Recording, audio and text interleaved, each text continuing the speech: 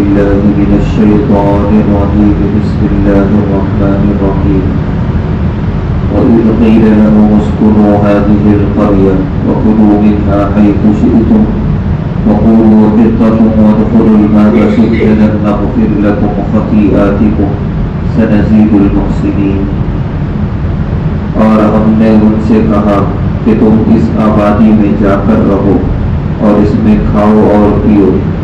ہاں زبان سے یہ کہتے ہوئے جانا کہ حطۃ ہم توبہ کرتے ہیں، اور اس شہر کے دروازے میں چوبتے ہوئے جانا ہم تمہاری خطائیں معاف کر دیں گے، اور ہم ایسی نیکی کرنے والوں کو بہترین بدلہ عطا کریں گے.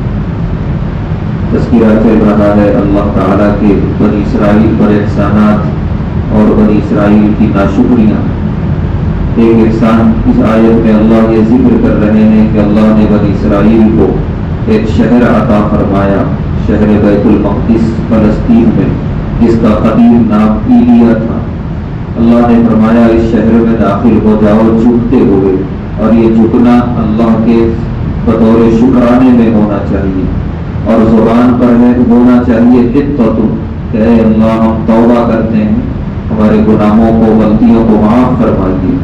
اللہ فرما رہے نغفر لکم خطیئاتکم، تم اس طرح توبہ کے الفاظ کے ساتھ اس شہر میں داخل ہوگے، ہم تمہارے گناہوں کو خطاؤں کو معاف کر دیں گے.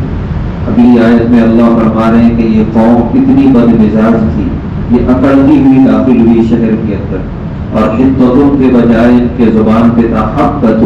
حبہ کہتے ہیں غلہ، اناج، گیہوں، جو وغیرہ. یعنی یہ کہنا چاہ رہے تھے ہم من و سلوا کھاتے ہوئے تھک گئے، اب ہمیں کھیتی باڑی کی اجازت دی جائے اور ہم جو ہے غلہ اور اناج کھائیں گے.